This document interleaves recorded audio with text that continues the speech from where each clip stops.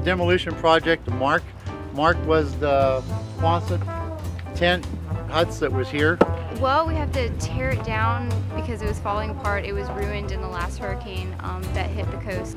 And it was blown down at Isaac, blew it completely down.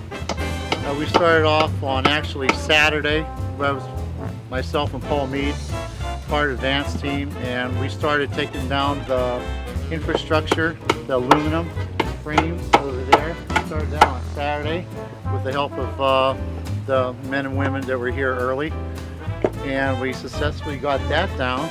And then on Monday we planned and we took up the decking, all the decking surface. I enjoy working with people, getting to know people, and there's no better way to get to know people than to work with them. You know, praise God that we have such a crew that we have who are willing to just come out and do this and just work constantly. You know, we thank God for the weather and for the working attitude that everybody has, and also for the diversity that we have here.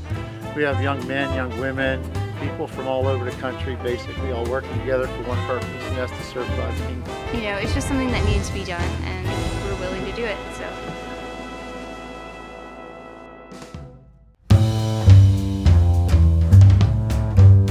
I've been involved in the foundation crew, various tasks there.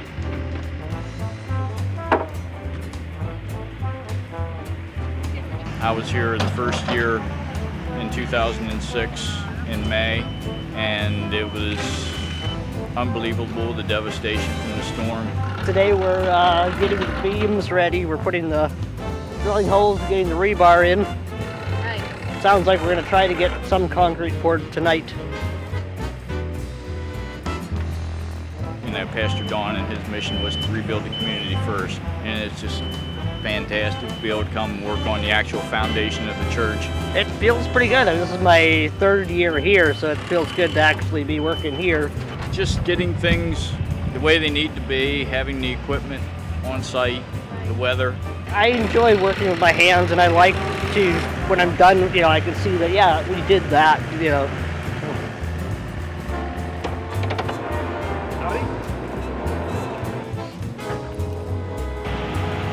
Promote God in the community, to be a voice and a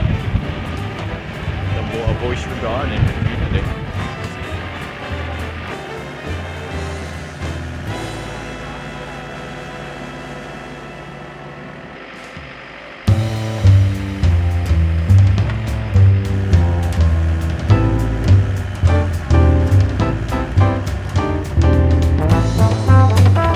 I am involved with finishing out the house on Pike Street.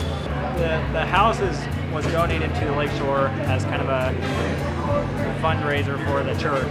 They're trying to fix it up to sell it so that they will have that money to put toward their building. So once we complete the house, we can sell it for $30,000, and hopefully that'll help pay for some of the church. Was that 45 shooting up? Check it out. Well, I enjoyed the fellowship time together, but I do enjoy working. This is something that I used to do full time, carpenter work. So it's always fun to be able to take off from pastoring and be involved in using my hands. Definitely working with people who know what they're doing. I enjoy learning, so that's always good. It's always fun to work with other Christians. That makes it a lot better. Taking up where somebody else left off, always you have to try to figure out what their mindset was and what they were doing, and continue the work that they were doing. There was a couple issues. We found that some of the plumbing was not done right. There was a couple of pipes that actually just went down to the floor and stopped there, so we couldn't find anything underneath the house.